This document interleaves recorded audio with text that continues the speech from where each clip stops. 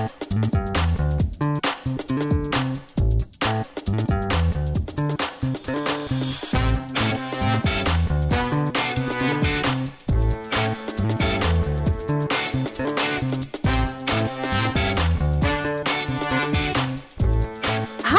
thank you for tuning in to the Postmodern Realities podcast, brought to you by the Christian Research Institute and the Christian Research Journal. I'm Melanie Cogdill, managing editor of the Christian Research Journal. It's November 2024, and you're listening to episode 420, which is a spoiler-filled conversation about the film Heretic, starring Hugh Grant, and in theaters now. Today's guest is Cole Burgett. He is a graduate of Dallas Theological Seminary and the Moody Bible Institute. He teaches systematic theology and Bible exposition classes and writes extensively about theology and popular culture. Cole has written an online film review article for the Christian Research Journal. His article is called Heretic, the Gospel According to Mr. Reed. And you can read it for free at equip.org. That's EQUIP.org.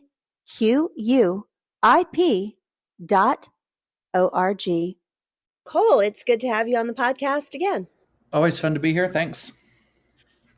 Well, today, as I mentioned, we are talking about a film that is in theaters now, and it is starring, as I mentioned, Hugh Grant, kind of going against his typical type that he has done in most of his career, and he's, I guess, branched out into a little bit darker roles these days. So tell us a little bit about this horror film, Heretic. And I think before we even start talking about it, one of the questions I want to ask you about, because there's a lot to talk about the content, is we've talked about horror films. We're going to link that, why Christians should consider seeing them. But is this a film you could have Christians see?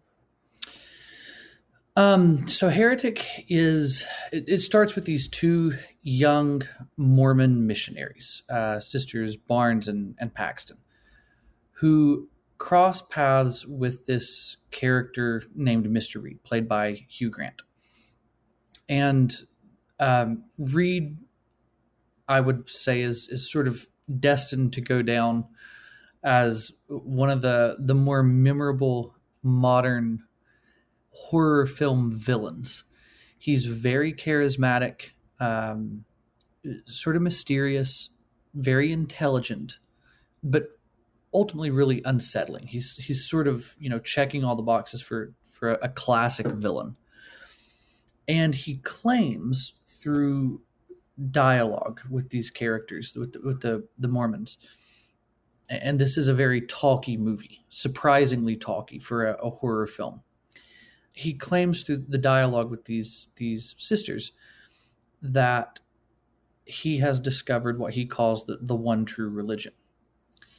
And as they get drawn deeper into sort of his world, we'll call it that, they really find their beliefs being challenged, and not just challenged, but manipulated in a lot of fairly interesting ways.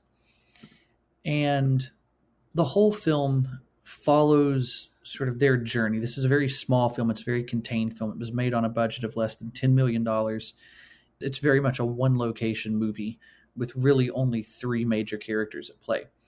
The whole film sort of follows these sisters as they begin to sort of confront the ideas that Reed is putting forward, and sort of ultimately reveals that the whole thing he's driving at is less about, quote unquote, truth, and more about control, domination, the power of suggestion, manipulating one's willingness to believe in the supernatural, to sort of move them like pieces on a chessboard to get them where he wants them. It's really sort of interesting. As far as why would Christians even care about a film featuring two Mormon missionaries? It's because the movie is less about Mormonism or the LDS church, and it's more about religion in general. and its themes are really universal in some ways. Issues of belief, manipulation, discernment, issues that should matter to Christians as well. Reed's tactics and arguments raise concerns that really would resonate, I think, with any person of faith, not just Christianity. In fact, the big three, if you will, the big three monotheistic religions are talked about kind of at length in the film. So even though the two Mormon missionaries are the window into the discussion for this particular film, the ideas at play touch on all the sort of the major faiths in the world today. And it's really that the film serves as kind of a really effective parable about how easily religion can be abused when it's used as a means of control, and how easily even a well-meaning person of faith can be manipulated when their faith is sort of blind and lacking any kind of discernment or critical thinking. So even though it's marketed as a horror film, I would argue it's not quite a horror film. It's more of a thriller, a very intense thriller that uses horror tropes. One of my friends who is a horror filmmaker, he went and saw the film, and we talked about it at length afterwards. And he said very quickly, he said, this is not a horror film. The marketing for this film is going to market it as a horror film because that's how they'll get people in the seats. But this is not a horror film in any traditional sense. It is a very brainy, if you will, and intelligent thriller, I think is the best way to frame it. But very, very interesting film. Well, it is rated R, and there are some maybe horror tropes in there. Do you think Christians could see it, or do you think, for a warning, well, you're going to encounter gore or, if you violence, extreme violence, maybe? If you have a weak stomach, there is one scene in particular that you'll probably have to look away from. Do I think that is worth not seeing the film? Personally, no, because it is a film that is asking to be talked about. It is asking to be interacted with by people of faith. And these kinds of films don't come along very often. These kinds of films that aren't horrendously cynical about matters of faith, that aren't sort of, let's say, stuck up or pretentious and preachy when it comes to critiquing religion. This film does that, but not in a way that is pretentious. And I think that's very important. Every person that I have talked to who has seen the film, from a lapsed Catholic to a committed Christian to a very sort of nominal, I would, based on the conversations we have had, someone who doesn't really claim to be of any sort of faith, all of them have been very eager to interact with the ideas presented in the film, particularly on the subject of religion. And I think that's very important. So I would say it this way. I was having this conversation with one of my coworkers. He and his wife are Christians. They're very active in their church. He's a Bible teacher, teaches apologetics specifically. And I was talking to him about this film. He said his wife does not do horror films at all, but he really wants to see this movie. Could she sit through it? And I kind of said the same thing. If she has a weak stomach, there's one particular scene I can sort of see becoming an issue. And while the film leverages to use your word, horror tropes, it certainly plays that tension against the audience. This was the topic of conversation I had with the horror filmmaker friend of mine. The film very wisely understands that we have been conditioned as audiences to look for things like jump scares, right? So a jump scare is coming, you sort of tense up waiting for it. This is a film where it never comes. And yet, the filmmakers intentionally tease you in that way so that it keeps you on the edge of your seat. But one of the things that we said is if the first time you watch it's very tense. You're not sure what's around the next corner. But then having seen it, watching it the second time through, it's a very different kind of movie because you understand that a lot of the jump scares aren't even there. They're never going to be paid off. It's more of a film about ideas, and the real tension of the movie is the conflict between ideas and different arguments being made on the subject of religion. It's just a very unique kind of horror film. And I would say it this way. If a Christian is going to consider watching a horror film, this is one of the movies that I would say 100% consider watching. 100% consider watching. Because its horror tropes are there, but it's not the traditional horror film. And I think there's a certain strength to that. So be aware that it is rated R. It's not rated R for nudity or sexual content or anything like that. None of that's not really in the film at all. There is one particular scene. It's not particularly lingered upon that I can see where the rated R, the R rating comes in, simply because it is fairly bloody and fairly violent. But beyond that one scene, which I can completely see that scene alone getting the film the R rating, beyond that scene, you're not really going to encounter terrible language. You're not really going to encounter sexual content. Again, it's a very different kind of horror film and very clean by a lot of horror standards. So 100% I can say that, if you have a weak stomach and you don't really like a lot of tension in movies, then stay away from this film. That being said, if you're interested in the conversation about religion, the ease with which religion is manipulated, if you're interested in apologetics, Christian apologetics, and you can stomach one particular scene where there's some blood involved, then this is absolutely a film to really consider watching. You've heard me talk about ways in which you can keep the content coming from the Christian Research Journal and become a partner with us because we no longer have paid subscriptions.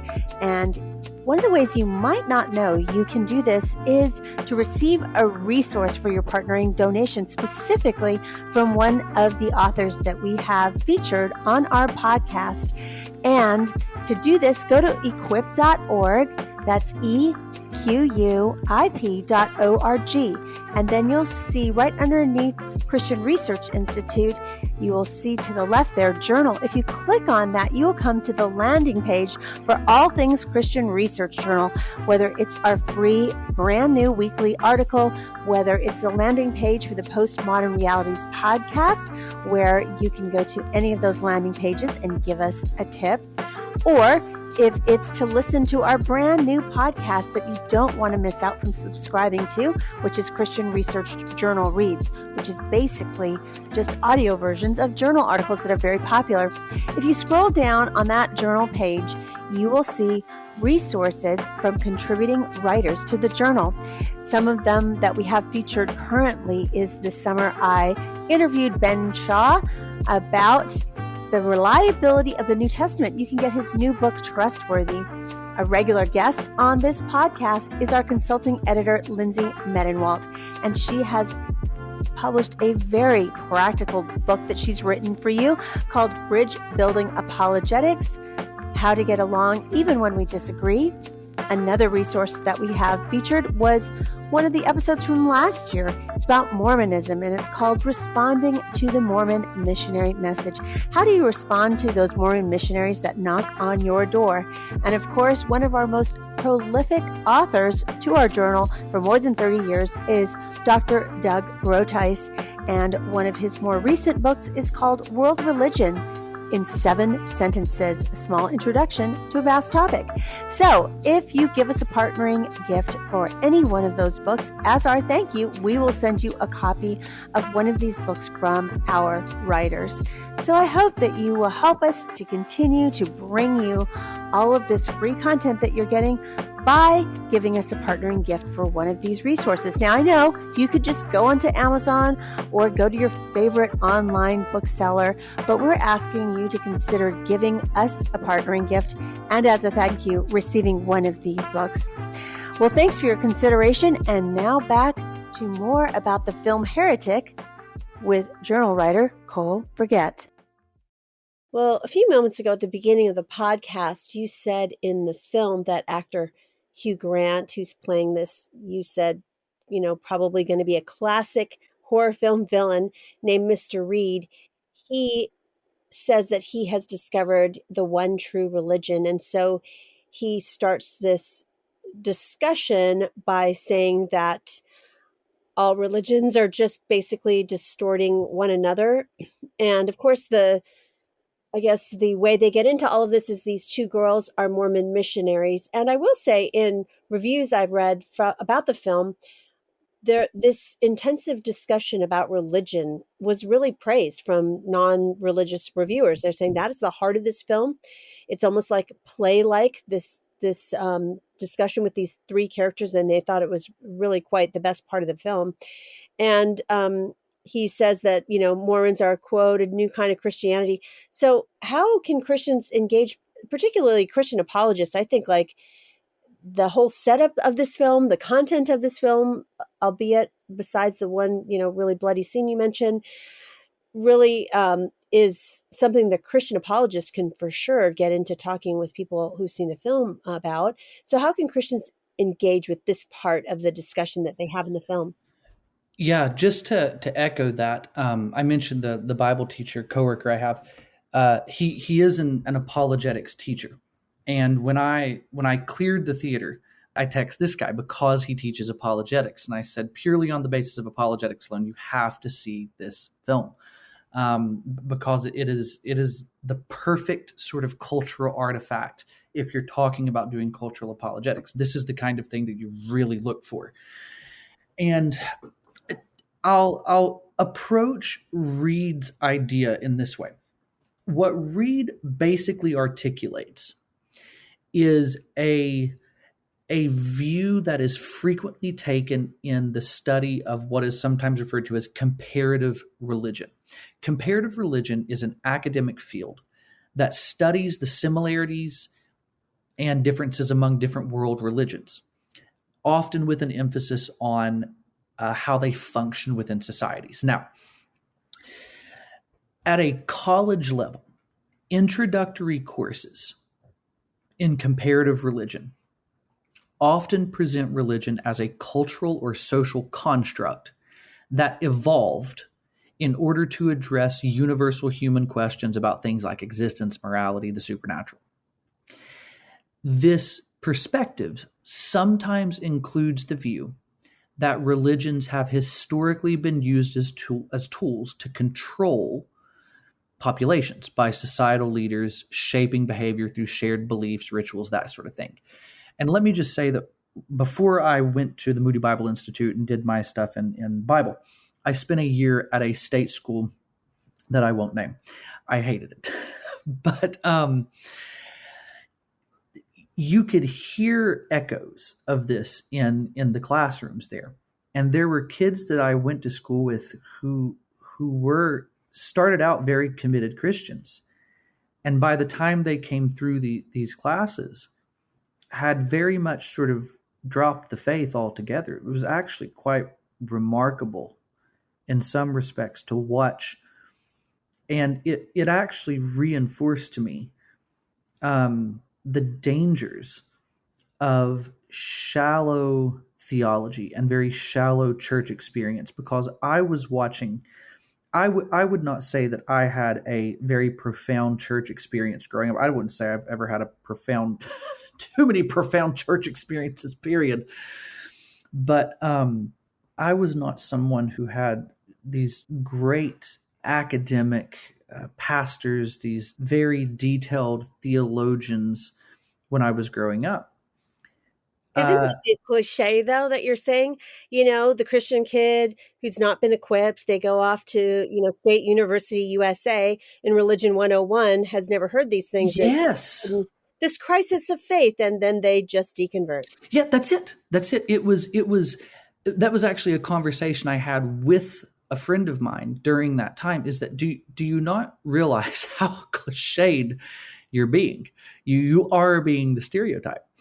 And I would see that stuff. And like I said, I never really had detailed stuff growing up. So it's not like I was looking down my nose at some of these people.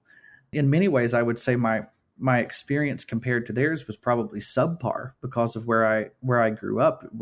I came from the mountains of Kentucky and West Virginia, especially out of more fundamentalist movements. They're not known for strong academia. They're not known for critical thinking skills. But I would watch these young kids who had never really been challenged in their thinking, not just even religion, but just in their thinking, and they would fall away. And to just sort of flesh this out a little bit, right? Because I don't want to give the impression that the film is simply a soapbox for this position, because it is not. There is a real danger in which this film could have become that. And I do think that most films of this ilk do become that. They become a sounding board for what is basically a religion, like you said, 101 comparative religions course. This film does not do that, because the second that Reed is done with his presentation, one of the sisters turns out to be really well versed in some of this stuff, and she sort of bats back and engages in an apologetics kind of discussion with him that's really fascinating to see. But just to flesh this out a little bit for those who maybe still aren't completely clear on the common arguments in comparative religion, there are, I would say, about 4 kinds of arguments here. One is that religions have evolved primarily as tools of control. This perspective is often explored, and it's all sort of undergirded by the idea that religions develop to unify societies, to reinforce social hierarchies, and obviously maintain control over people. It suggests that religious doctrines and practices were often aligned with the interests of those in power, and were designed to promote conformity and obedience rather than anything like objective truth. This argument is sort of grounded in the idea of religious similarities. It suggests that because many religions share similar motifs, moral laws, afterlife beliefs, savior figures, etc., they're essentially interchangeable. This is a major crux of Reed's argument in the film. This often leads to the idea that religions are in and of themselves not interested in absolute truths, but again, societal tools that have been crafted to answer shared human questions and ultimately control behavior. Within this concept, it is maintained, held, that religions evolved by borrowing from one another, especially in times of cultural contact. You'll often hear this in movies or in college courses. Someone will say something to the effect of, you can find a bunch of quote unquote dying and rising God figures in the centuries before Christ. The suggestion here is that no religion is really quote unquote pure, but instead adapts to fit societal needs, which furthers the argument that religions are human inventions meant to control social or political dynamics. Often, comparative religion emphasizes that each faith tradition therefore reflects its unique cultural context and not a set of beliefs. It reinforces the idea that they don't offer objective truth, but function instead as, let's say, culturally specific tools for managing behavior and reinforcing different norms. And so with these introductory courses, and this is where the thinking Christian can sort of see through this quite quickly. These arguments are frequently presented in like a Religion 101 course without deep engagement with specific religious truth claims, especially Christianity's historical claims. And so what it leads to is this very surface level view of religion as a concept, as this elaborate form of social control, rather than as an earnest quest for truth, if that sort of makes sense. And there are a few things that I would say the Christian can do to engage with Reed's view. And some of this is going to dip a little into philosophy. Some of it's going to dip into logic and rhetoric and that kind of thing. And the first major thing to point out, and this is sort of the low-hanging fruit, is what is known as, in philosophy, the genetic fallacy. First off, Reed's dismissal of Christianity, which he does this actually using Monopoly, the board game Monopoly, as an illustration. It's very sort of brilliant. Yes, I saw that in reviews that he used that. It's like a top shot that it shows the board or something. Yep. His dismissal of Christianity and other religions based on similarities alone, and again, he compares this to the way that Monopoly has evolved over time, basically to say that the original game designer has been lost due to all of these different and newer and sleeker and updated versions of it. Based on similarities alone, right? His argument is that, is based on similarities alone. This is what is known as the genetic fallacy. He assumes that since all religions share certain themes, they must all just be cultural inventions designed for control. But again, this logic sort of ignores Christianity's foundational claims, like the resurrection of Jesus, which is rooted in a specific historical event. We talked about this before a little bit. We touched on it in the, I think it was the C.S. Lewis podcast, where this is the kind of thing that Lewis really took hold of, because he was exploring this stuff from the realm of mythology, or what we might consider comparative mythology. And it was the specific truth claims and the connectedness to historical events that really started to win Lewis over in his thinking and moved him from atheist to the Christian that we all sort of know and remember today. Christianity's claims are not just abstract ideas. They're tied to real events and teachings that stand apart from the idea of religion as merely a means of control. The second thing to say about this, which we sort of touched on already, is the oversimplification of similarities. Reed oversimplifies the similarities between religions. And by the way, this is something that in the film itself, Sister Barnes, I think it is, actually points out to him. I think she looks at him at one point, and it's kind of funny, the point that she's making.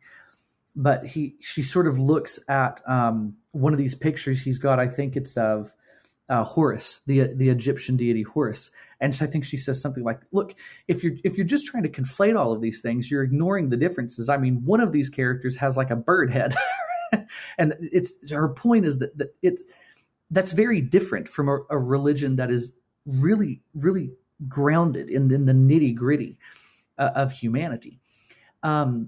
So he sort of oversimplifies these similarities between religions and brushes aside not just doctrinal differences, but also that key historical element that really sets something like Christianity apart. For instance, Christianity uniquely teaches salvation by grace through faith, as opposed to works or rituals, which completely undermines the notion of it being just another model built to keep people in line. I mean, this is why in the early church, the earliest stages of the church, the Gentiles gravitated toward this stuff because it was so different. It was so new.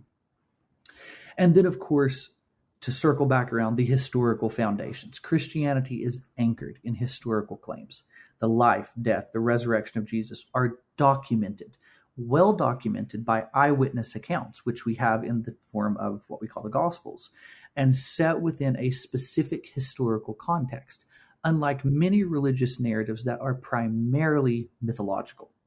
So the Christian could respond to and interact with these ideas by pointing out that Christianity rests on verifiable claims and actual history, which makes it more than just a tool of social control. This is one of the exercises I do with my high school students, especially when we're going through the book of Acts. When Peter and the rest of the apostles are selecting an apostle to replace Judas, it gives a very specific criteria for who could be an apostle. And I know that that's a term that some denominations just throw out there today, but if you're actually trying to be a biblicist about it and you're actually paying attention to the context, Timothy wasn't an apostle for good reason. Paul was. And the others were, while some others weren't. Well, what's the difference there? Well, the criteria for apostleship had to be an eyewitness. It had to be somebody who knew Jesus, who had walked with him from the beginning of his ministry, who had been an eyewitness to the death and resurrection. And that eyewitness, again, that verifiable eyewitness testimony was very, very important for the people in the early church. And so don't underestimate the power of the historical foundations or the historical context that the gospel writers really gravitated towards. So those are just some ways I could say people could interact with what Reed is putting forward in the film. That is really interesting. Now, one of the characters, who is Sister Barnes, actually rebuts some of his argument by, emphasizing key differences between religions that Reed kind of tries to conflate as one, which is, when you're doing Christian apologetics, that's one of the things that people will say, well, they're really all the same, or they're all iterations of the same. So is her rebuttal a worthwhile argument against what he's trying to put forth here? Yes, I think so. It's not a well-rounded argument, but again, remember that this is a narrative. So it is not so much an apologetics film, but it is a film that is interested in these ideas and invites people into the discussion. So Sister Barnes marshals an argument against that is coherent. It's obviously not going to go far enough because there still has to be tension and character development and that sort of thing all throughout the movie. But the position that she articulates, primarily from what I can recall, again, this is a very talky film and the dialogue is sort of snappy and it goes very quick. But when I was watching it, I remember very distinctly her latching on to the core differences between religions. Again, she's pointing out that, well, this one has a bird head and this one, there are differences there. This approach is valuable because it sort of highlights the shallowness with which simply looking at the motifs and drawing it's all the same kind of conclusion. It just doesn't really make good sense in light of the rest of the argument. It's hard to argue that religions serve a unifying and controlling function when there are these drastic differences, these radically different concepts within them.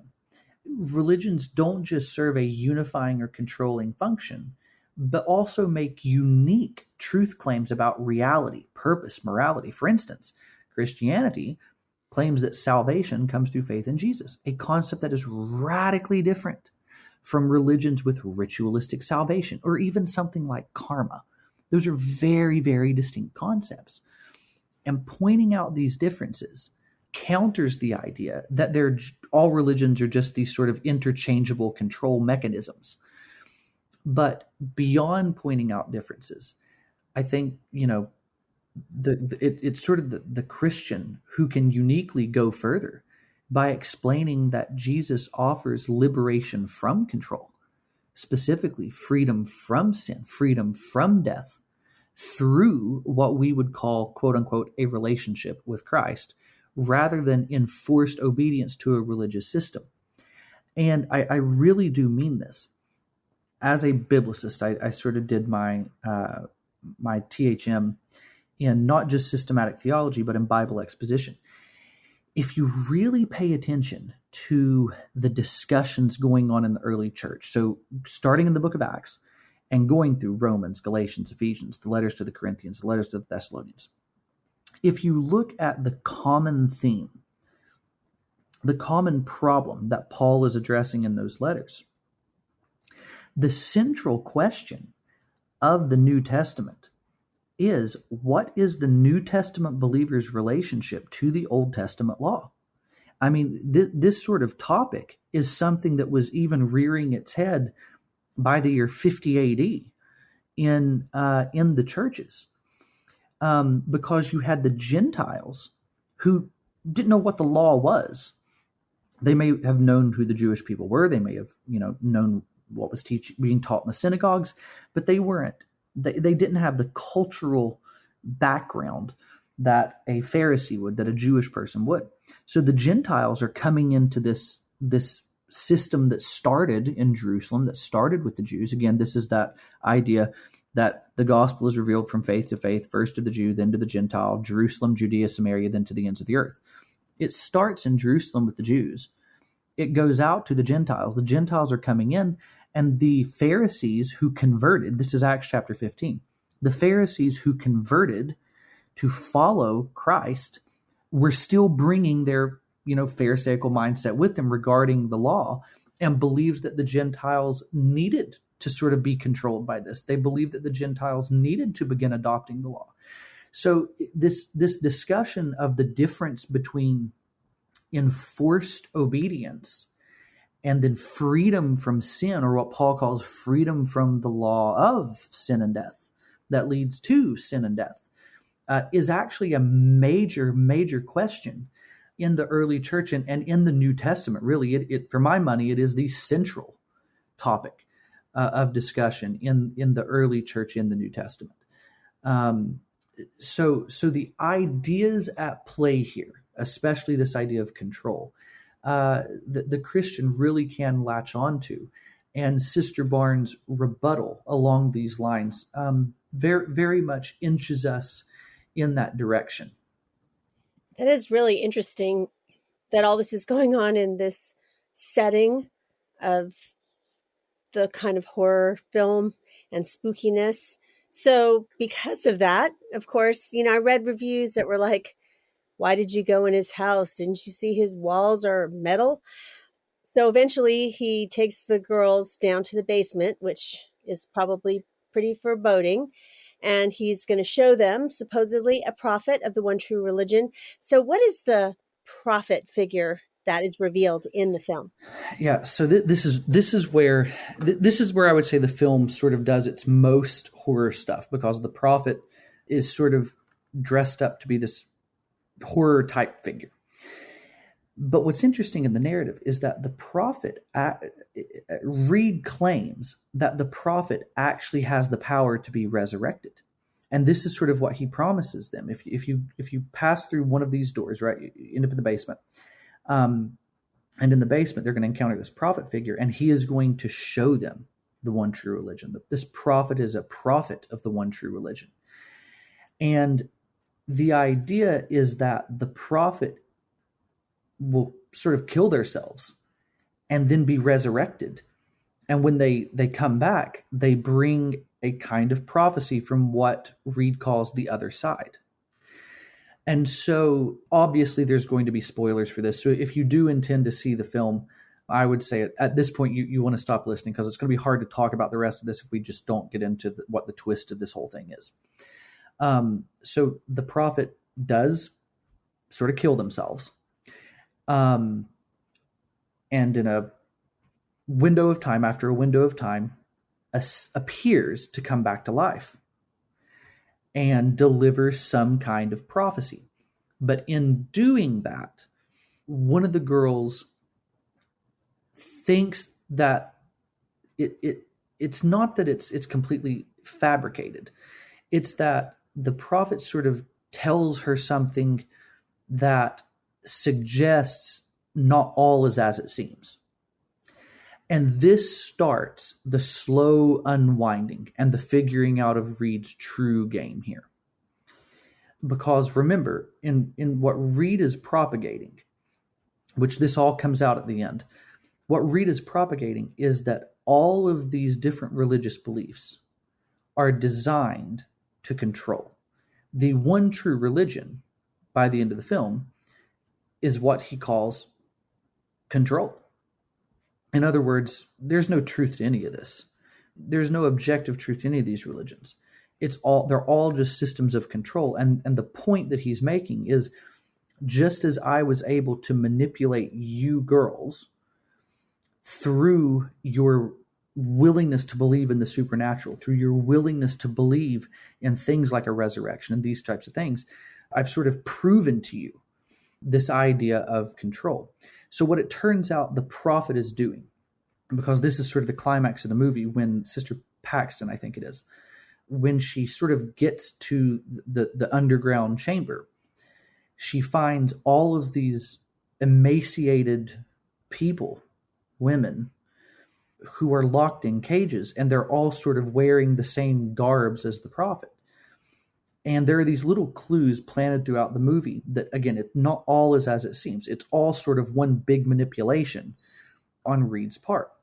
And these women in these cages are all people who have bought into Reed's idea. They have bought into this belief that he actually can show them the one true religion. And he's sort of got them all believing that if they just kill themselves as the prophet, that they will be able to go to the other side, whatever the other side is, and come back with these prophecies, when really what is happening is, when they kill themselves, they're dying. And he is removing the bodies, and another prophet goes in and takes their place. And so when the girl, Paxton, sees the prophet do this, she notices that there's something different about the prophet who appears to, quote unquote, come back and deliver this prophecy to her, who also tries to seem to lace in there this hint that this is all a farce anyway. And again, this is where, once she finds the women in the cages, she realizes that all of these people have willingly put themselves in this position because they believe that Reed is going to show them the quote-unquote one true religion. And this is where Reed sort of presents to her this idea, because she figures it out. He presents to her this idea that these women are proof of exactly what I'm telling you, that because of their willingness to believe in anything, I am able to manipulate them into literally locking themselves in a cage and waiting for me to tell them to go kill themselves, because they somehow believe that they're going to come back, because I've been able to manipulate their beliefs into thinking that. And, it all sort of devolves into basically saying, oh, he's nuts. Right. He's crazy. he is lost it. But the point that he's making, it has a lot to do with just blind faith and an uncritical reflection on beliefs. And that's where the film sort of gets its real narrative thrust, its real thematic thrust. So the prophet is this figure, to round that part of the discussion out. The prophet is just this figure that Reed claims has the ability to resurrect, when really there are a whole bunch of prophets, which are really just these emaciated human beings who have, been starved and brought to the brink of death, because they think that in that sort of state right on the verge of death, that if they kill themselves, they're going to come back with this great prophecy, because Reed has manipulated them into thinking so, and he then uses them to manipulate other people into thinking the same thing. But Paxton manages to see through it and figure all of this out. Right. And you said that, she sees that it's a scheme, and, he's got this ability to manipulate these, I guess, women to believe false narratives. So what does the film really saying here about religion and blind faith? That it's kind of, I don't want to say an allegory, but you are the equivalent of these emaciated, starved, trapped women if you are just blindly believing in something that's being fed to you. Yep, in the name of religion. Yeah, that is 100% Reed's point. Is that if you're this, you are as good as these women right here. This is what somebody else is doing to you. You're just more than happy to let it happen. So the film definitely sends a very strong warning about blind or unexamined faith.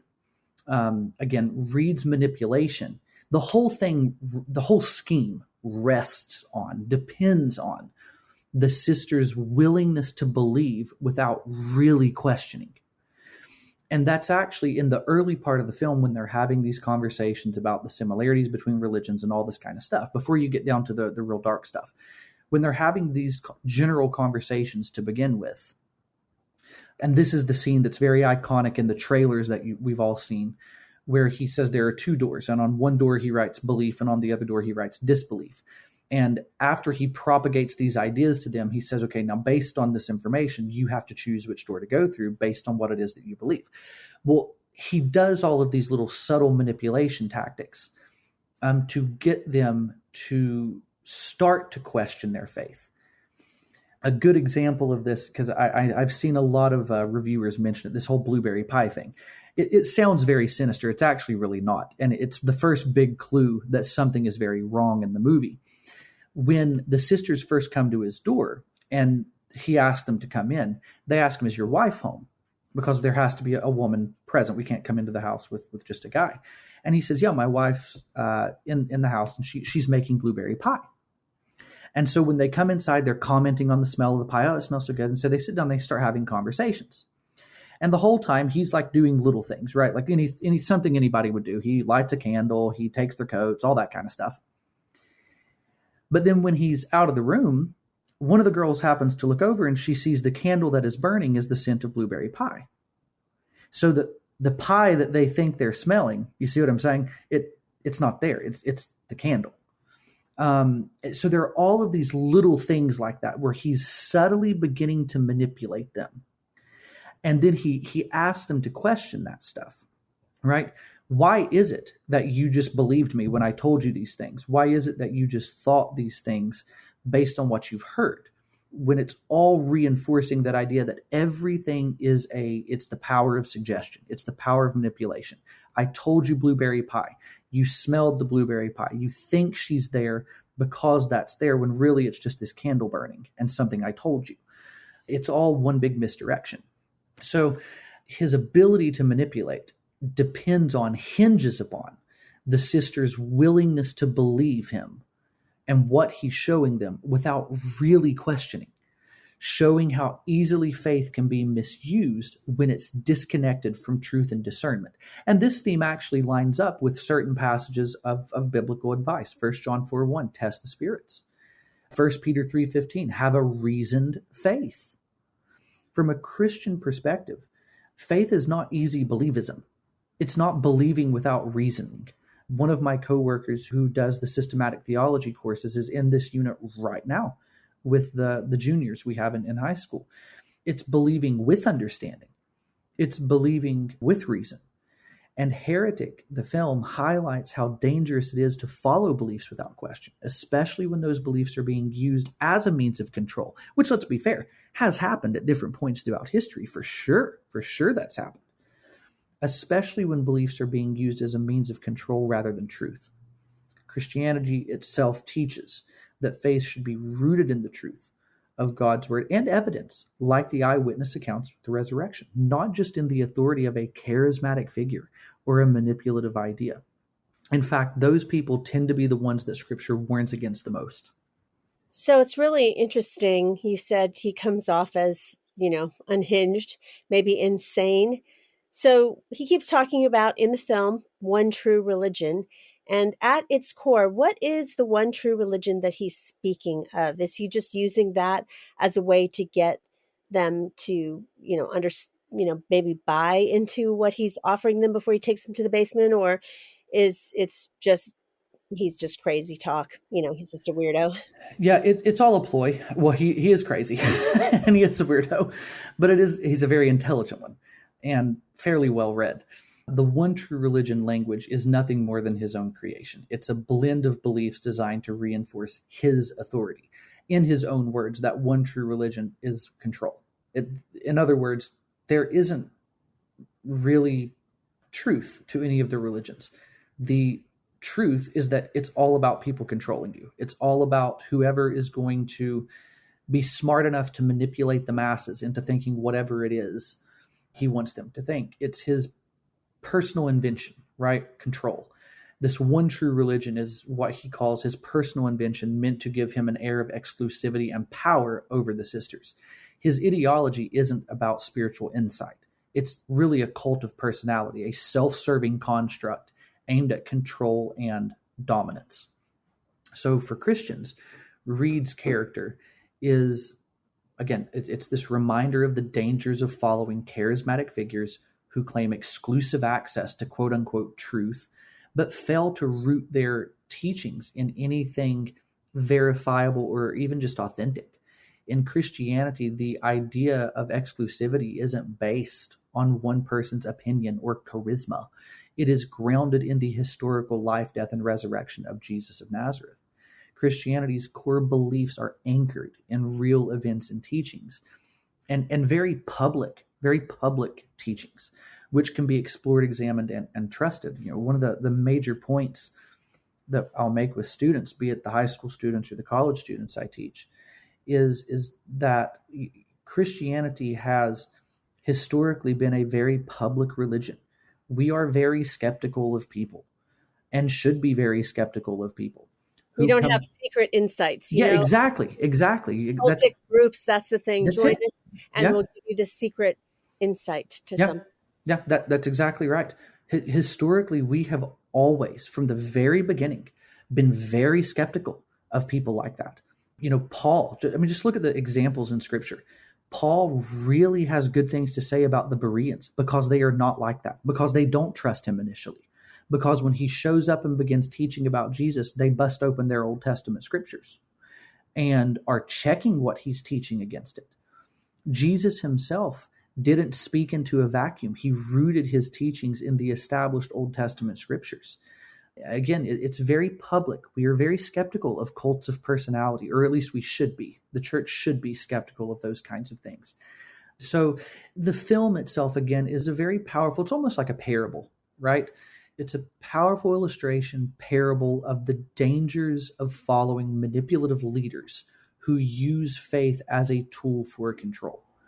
And for Christians especially, it serves as a great reminder of the importance of having a reasoned, discerning faith that is rooted in truth and not manipulation. It encourages believers to know why they believe what they believe, to carefully examine what they're taught, to seek faith based in the evidence of God's word, rather than human authority or just charisma. So, it's a very well-made, very good film that's getting great reviews. So, and I'd say you mentioned at the beginning of the podcast, you kind of described different types of people, different kind of spiritual types of people who've seen this film. And so if a Christian goes to see the film, how can they engage meaningfully with someone who's watching Heretic and comes away just wondering? Maybe it is the person who left the faith in college Religion 101, or somebody who's not particularly spiritual. So how should the Christian apologist really be able to use this film as a springboard? Okay, you have some questions. Here's what I can talk to you about. Yeah, that's actually something I was thinking about when I was watching the film, especially as Reed was talking in his first little presentation of questioning the similarities in religions, comparative religion, that stuff. I immediately thought of those people that I knew who heard this kind of stuff and was like, oh, that's an original idea, and just walked out the door happily. What I would say is, before the Christian moves to engage in those kinds of conversations, the Christian themselves needs to make sure that they have thought through the implications of what it is the person is suggesting. They need to make sure that they actually can engage with that. Now, I say that with sort of two senses, I guess. In one sense, if we're talking about a Christian who really hasn't thought through some of these implications, who really hasn't thought, there are some similarities in different religions and mythological systems, wonder why that is, and they're just being exposed to this for the first time, the answer is probably not to respond in a very detached and emotional reaction, because that's just going to reinforce what is already sort of being believed and propagated, which is that people of faith are often very unreflective and they can't see past their own emotional needs. The flip side of that coin is this. For the Christian who has started thinking through this stuff, do not look down on the person who has those kinds of questions or ideas, even though I would agree that those positions are basically a Religion 101 class in college without any sort of depth or real examining of the different just concepts in the different religions and why and the religion is different. With, no pun intended, the devil really is in the details in those sorts of things. So I would say don't look down on the person who has those kinds of questions, because again, that plays right into the idea that the whole religion game is just for stuck up people who look down on others. And I have a friend he's a former Marine. And I mean, this is his position on religion. This movie is his position on religion, that religion is all about control. It's all about stupid people who let themselves get manipulated, who walk willingly into subjugation and control. And, talking with him, it's very fun. It's very fun talking with him, because you never want to accuse him of oversimplifying when really that's kind of what's happening. And you want to work through this stuff carefully.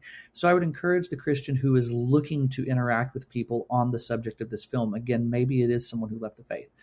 Don't react purely emotionally. You have to be able to sort of articulate the differences in specific religious systems. You have to be able to articulate what makes Jesus different from karma, what makes Jesus different from a ritualistic works-based salvation. So you really sort of have to know a little bit of doctrine. You sort of have to know your Bible pretty well in order to do that. But the flip side of the coin is to also not look down on someone who is asking those kinds of genuine questions and are wanting to interact with this stuff. So I would say don't not see the film because one somehow gets the impression that this is a movie that propagates the idea of, well, religion's all about control, because that's not quite what it is. The ending is actually left very ambiguous. You're sort of left going, well, wait, did a miracle just save her life? Was there a very powerful experience that she just had that saved her? It's left very ambiguous, and it's sort of up to the person watching it to think through what has just happened and how the ending plays out. So this isn't a movie that is propagating Reed's ideas. And again, Reed is the villain. He is the bad guy in the movie, putting some of these ideas forward. But it definitely critiques a blind, unreflective faith, and with good cause. Wow, that's a pretty heavy topic and very creative. At least we have to give the filmmakers props to bring up these kinds of topics in a very talky way, and yet such a creative setting. So finally, on a much lighter note, it's almost Thanksgiving. It's November. So are you turkey or pass? Turkey. Well, thanks, Cole, for being a guest again on the Postmodern Realities podcast. Always good. Thank you so much. You've been listening to episode 420 of the Postmodern Realities podcast. Today's guest was Cole Burgett. He has written an online film review article for the Christian Research Journal. His article is called Heretic, The Gospel According to Mr. Reed, and you can read it for free at equip.org. You won't want to miss out on subscribing to the other podcasts from the Christian Research Institute. We have the Bible Answer Man podcast, which is published Monday through Friday with the best of the week on Saturday. It's hosted by CRI President Hank Hanegraaff and is available wherever you get your favorite podcasts. In addition, Hank has a podcast called Hank Unplugged. Hank takes you out of the studio and into his study to engage in free-flowing, essential Christian conversations on critical issues with some of the most interesting, informative, and inspirational people on the planet. And you won't want to miss out on the brand new podcast from the Christian Research Journal. Christian Research Journal Reads presents audio versions of Christian Research Journal articles. It was a print incarnation of almost 45 years. It's now on the web, as you know, with new articles every single week. So you won't want to miss these audio articles of some of our most popular and most accessed articles on our website, equip.org.